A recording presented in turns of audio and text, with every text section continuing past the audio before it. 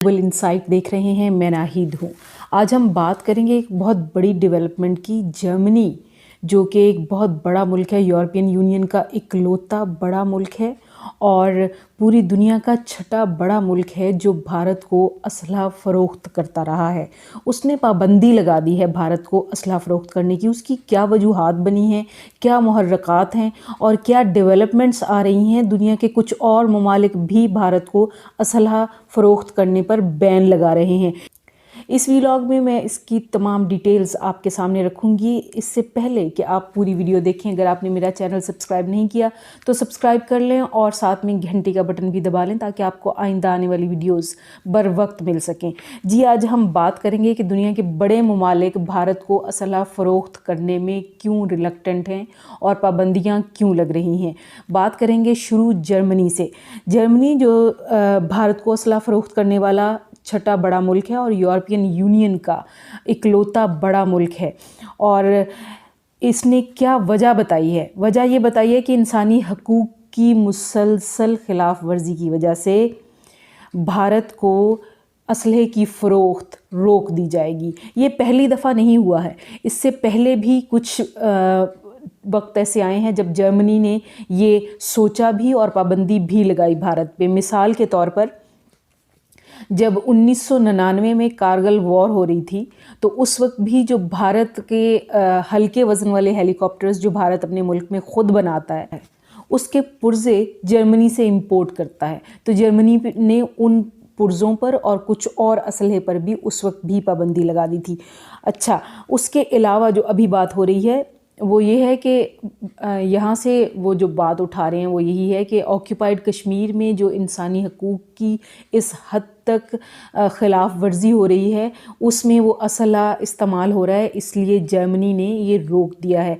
अगर आपको याद हो 5 अगस्त 2019 को लॉकडाउन हुआ था कश्मीर में और 565 दिन आज हो चुके हैं।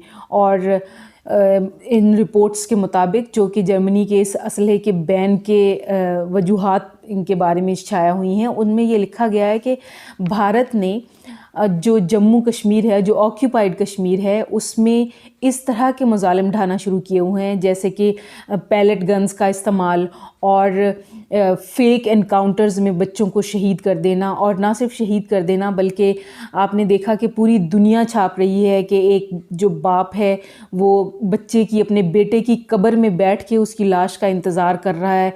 बड़े बड़े इदारों ने उसको छापा और वो कह रहा है कि जब तक मुझे लाश नहीं मिलेगी मैं यहीं बैठा रहूँगा।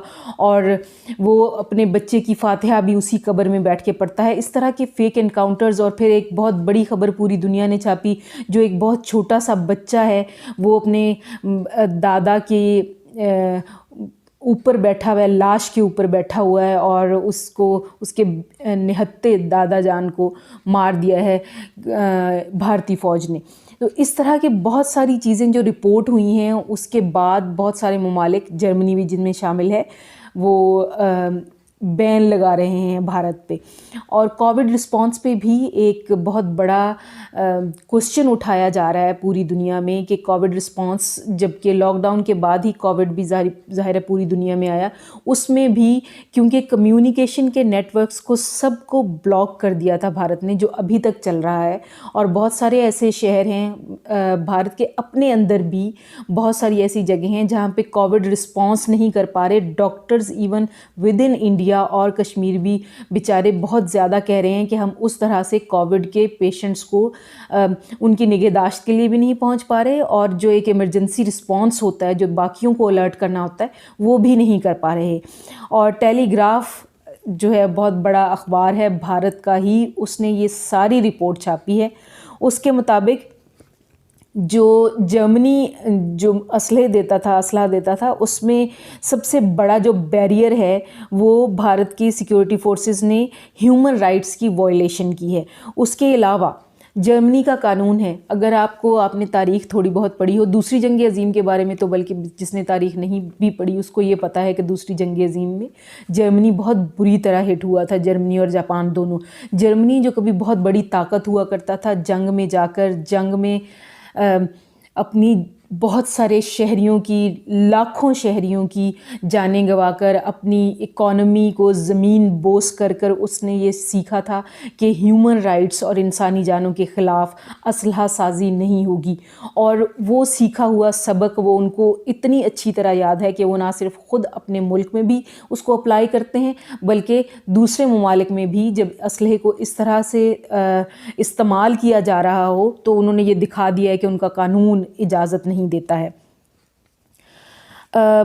بیلجیم کی ایک کمپنی ہے FN ہیرسٹال، اس نے 70 کروڑ کا معاہدہ اسلحے کا جو ہے وہ ختم کیا ہے بھارت کے ساتھ، اور اس نے بھی یہی وجہ بتائی ہے کہ ہیومن رائٹس کی وائلیشنز بہت زیادہ بھارتی فورسز کر رہی ہیں، اس لیے ہم اسلحہ ان کو فروخت نہیں کریں گے۔ اور کون کون سا اسلحہ وہ تھا؟ چھوٹا اسلحہ اور بندوقیں تھیں جس میں بھارت کی جو فورس ہے SFF، وہ چھوٹی بندوق اور اسلحہ جو استعمال کرتے تھے وہ بھی اسی میں شامل ہے، جو 70 کروڑ کی ڈیل جو ہے وہ ختم ہوئی ہے۔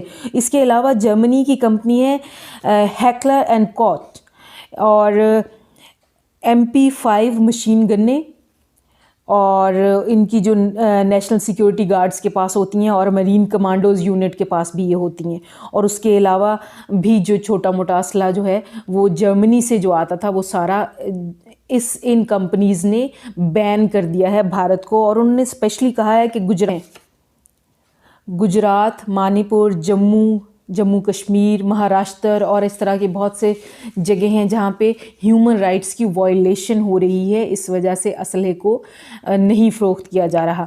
اس کے علاوہ جب میں آپ کو آپ کی انفارمیشن کے لیے کچھ چیزیں بتا سکوں کہ 2014 سے 2018 تک بھارت دنیا کا دوسرا بڑا اسلحہ خریدنے والا ملک تھا، اور دنیا کا 10% اسلحہ جو خریدا اور بیچا جاتا ہے وہ خریدار جو ہے وہ بھارت رہا ہے، اور 58% اس میں جو اسلحہ ہے وہ روس سے آتا تھا، اور امریکہ، اسرائیل اور فرانس بھی اس میں پھر شامل ہوئے ہیں 2014 اور 18 کے بیچ میں ہی۔ بھارت نے جو ریسٹرکشنز لگائی ہیں کشمیر میں اور لاک ڈاؤن جو ہوا ہے، ٹورزم سیکٹر جو ہے بہت بری طرح ہٹ ہوا ہے، اس کے بارے میں بہت سے جو اسٹیٹسٹکس ہیں وہ آ چکے ہیں۔ جو صرف کووڈ سے پہلے کے تھے وہ 2.4 ارب ڈالرز US ڈالرز جو ہے وہ نقصان ہوا تھا بھارت کو، اور اس کے علاوہ جب پھر کووڈ آیا ہے تو اس سے وہ ظاہر ہے ملٹی پلائی ہو کر بہت اوپر چلا گیا ہے۔ تو یہ تو اسٹیٹسٹکس تھیں اور بڑی خبر تھی، ظاہر ہے جرمنی نے بین کیا ہے بھارت کو، لیکن اس کے علاوہ اگر ہم یہ سوچیں تو یہ جواب ہے ان لوگوں کو جو سمجھتے ہیں کہ بات میں کوئی طاقت نہیں ہوتی۔ آپ دیکھیں کہ جو رپورٹس ہیں وہ جو کشمیر ہے تو وہاں کا تو میڈیا بہت بیچارہ جو ہے وہ سنبڈ ہے اس وقت، کمیونیکیشن کو بالکل لائن کو ہی بالکل کٹ کیا ہوا ہے بھارت نے، اور کبھی آتا بھی ہے کہیں انٹرنیٹ تو وہ اس قابل نہیں ہوتا، اور وہاں کی جو رپورٹنگ ہے اس کو بھی سنب کر دیا گیا ہے۔ تو پاکستان کی جو مسلسل ایفرٹس ہیں ہائی لائٹ کرنے کی بھارت کو، اور ہم نے بہت ساری جگہوں پہ ایکسپوز کیا ہے بھارت کو، اور بھارت کی جو ڈس انفو لیب میں بھی بہت زیادہ چیزیں آئی تھیں، اس کے بعد بہت سارے لوگوں کی، بہت سارے ممالک کی بہت آنکھیں کھلی ہیں بھارت کے بارے میں کہ وہ کیا کر رہا ہے۔ اس لیے جو بات کرنے کی طاقت ہے اس کو ہم نگیٹ نہیں کر سکتے۔ ایک طریقہ جنگ کا بھی ہو سکتا ہے، اور دوسرا طریقہ یہ بھی ہو سکتا ہے کہ اس کی جو لائف لائن ہے اسلحے کی وہ کٹے۔ جو پریشر جیسے جیسے بڑھتا جائے گا بھارت کے اوپر اس طرح اس کی وہ والی لائف لائن کٹے گی۔ اس کے ساتھ ہی ناہید کو دیجیے اجازت۔ اللہ نگہبان۔